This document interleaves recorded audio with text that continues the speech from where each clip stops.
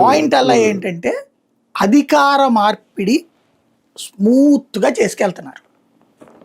చంద్రబాబు నాయుడు గారు అధికార మార్పిడి స్ట్రగుల్ చేశాడు. ఆయన ఎన్టీ రామారావు లాంటి ఒక మాస్ ఫిగర్, పిలిస్తే వందలాది మంది తరలొచ్చే ఫిగర్, రోడ్డు మీదకి వెళ్ళి నుంచున్నాడంటే క్రౌడ్ పుల్లర్, ఎగబడి వచ్చేటటువంటి వ్యక్తిని గద్దె దించడం అంటే ఆషామాషి కాదు. ఆ రోజునున్నటువంటి మీడియానంతా తన చేతుల్లో పెట్టుకోగలిగాడు కాబట్టి వాళ్ళందరి సహకారంతో వాళ్ళందరికీ మీడియాకి మధ్యన ఆయన ఒక గ్యాప్ క్రియేట్ చేశాడు. రామోజీ గారు మిమ్మల్ని ఎట్ట అన్నాడు ఎన్టీ రామారావు గారు, లేకపోతే రాధాకృష్ణ గారు మిమ్మల్ని ఎట్ట అన్నాడు ఎన్టీ రామారావు, కాబట్టి మీరు కొద్దిగా గట్టిగా ఆయన దించుదాం అనుకుంటున్నాను, నేను మీ సపోర్ట్ కావాలి.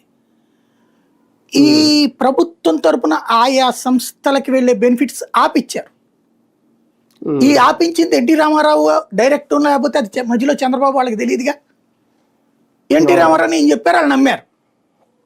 ఎన్టీ రామారావు వాళ్ళు కలుద్దామంటే అవకాశం ఇవ్వలేదు ఆయన.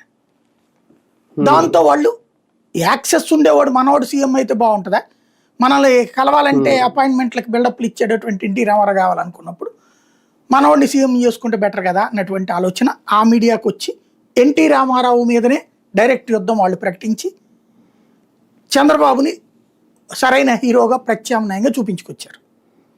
ఆ టైంలో డైరెక్ట్ బాబుని ప్రొజెక్ట్ చేస్తే కష్టంగా